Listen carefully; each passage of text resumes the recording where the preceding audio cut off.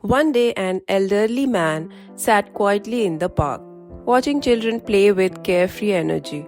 His eyes followed their movements, filled with the innocence and joy that reminded him of a time long gone.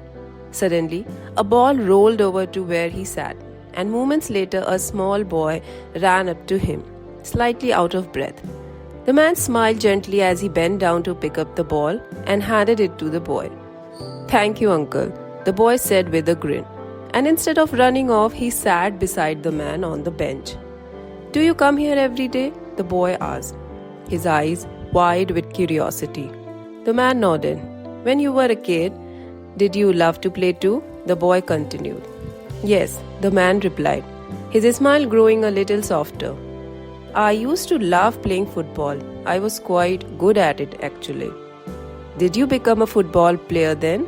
the boy asked, his question so simple and innocent, yet loaded with expectation. The man took a deep breath, his smile fading as memories surfaced. "No," he said quietly.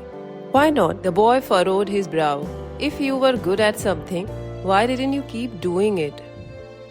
Who stopped you to be the best at it?" The man looked at the boy, surprised by such a thoughtful question. For a moment, he didn't know how to answer. "I had other priorities," the man finally said, his voice low and heavy with the weight of years gone by. The boy thought for a moment. "But I read a story once that said we should never quit what we love."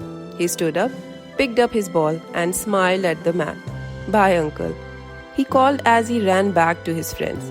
The boy's words echoed in the old man's mind long after he had left. As he sat there alone on the bench, the man couldn't shake the thought that maybe he should have taken a chance to pursue what he loved. Now, at 75 years old, all he could do was regret not being kinder to himself. All his life, he had tried to fit into the expectations of others, suppressing his true desires and passions. He had convinced himself that meeting those expectations meant success, that the approval of others would bring him happiness. But sitting quietly in the park, he realized that he had spent his life merely existing, not truly living.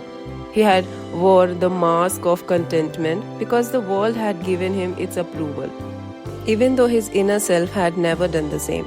He had ignored the voice within, the one that whispered of unfulfilled dreams and missed chances. Now that voice was louder than ever. It told him that he had lived a life of conformity, that he had allowed the world to dictate his path instead of following his heart. And at this stage of life, the man couldn't help but wonder what might have been if he had only given himself one chance to pursue what he loved. With a deep sigh, the man rose from the bench. The children's laughter still filled the air, but it now seemed distant, like a memory of a life that could have been.